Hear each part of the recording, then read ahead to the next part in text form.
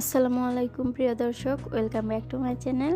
আজকে আমি আপনাদেরকে ঠান্ডা ঠান্ডা একটা ড্রিঙ্কসের রেসিপি শেয়ার করছি, যেটা কিনা খেলে এই গরমের সব ক্লান্তি দূর হয়ে যাবে এবং প্রাণটা জুড়িয়ে যাবে। তো আমি এখানে যে উপকরণ ব্যবহার করি কিন্তু হাতের নাগালে পাওয়া যায়। তো অল্প উপকরণে কিভাবে ভীষণ মজাদার এবং ক্লান্তি দূর করিয়ে দেওয়া একটা ড্রিঙ্কসের রেসিপি তৈরি করে নেওয়া যায়, সেটাই আপনাদের সঙ্গে শেয়ার করছি।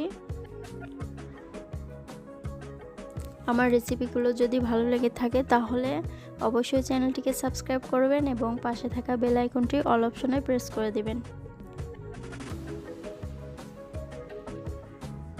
তো যারা অলরেডি আমার চ্যানেলটিকে সাবস্ক্রাইব করে আমার পাশে আছেন তাদেরকে অসংখ্য ধন্যবাদ। তো চলুন কিভাবে আমি এই রেসিপিটি তৈরি করলাম দেখে নেওয়া যাক।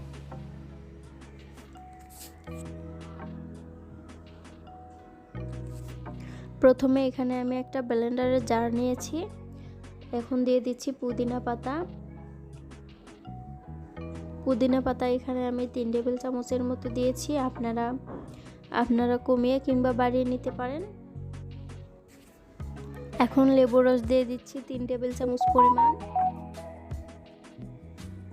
দিয়ে দিয়েছি বিট লবণ 1/2 টেবিল চামচ পরিমাণ। দিয়ে দিয়েছি খাবার লবণ 1/2 টেবিল চামচ পরিমাণ। আর দিচ্ছি চিনি 4 টেবিল চামচ পরিমাণ। দিয়ে দিচ্ছি আইস কিউব 1/2 কাপ পরিমাণ। আর পানি দিয়ে দিলাম 1 কাপ পরিমাণ। আমি এখানে যে পরিমাণ নিয়েছি আমার 2 গ্লাস শরবতের জন্য এটাই পারফেক্ট।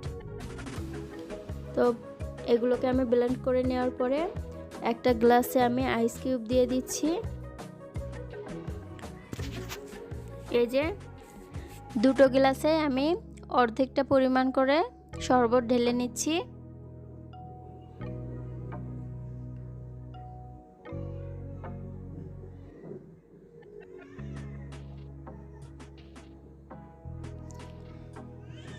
তো এই তো শরবতটা ঢেলে নেওয়া হয়ে গেছে।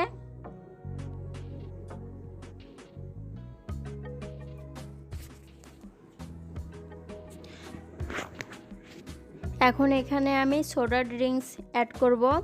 তো আপনারা যে ধরনের ড্রিঙ্কস খেতে চান সেটাই অ্যাড করে দিবেন। আমি এখানে 7 আপ দিয়ে দিচ্ছি। এখন আমি পুরো গ্লাসে 7 আপটা ঢেলে দিব। দেখলেন তো খুব সহজেই আমি তৈরি করে ফেললাম এই ড্রিঙ্কসটি। আপনাদের বাসায় গেস্ট আসলে এভাবে ঝটপট বানিয়ে দিতে পারবেন, তারা খুব খুশি হবে এবং এই গরমের ক্লান্তি সব দূর হয়ে যাবে।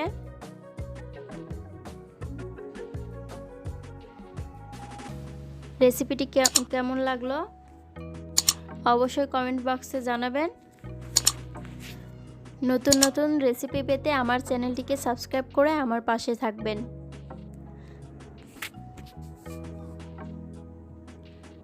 আজ এখানেই বিদায় নিচ্ছি, দেখা হবে পরবর্তী ভিডিওতে। সে পর্যন্ত সবাই ভালো থাকবেন, সুস্থ থাকবেন। আল্লাহ হাফেজ।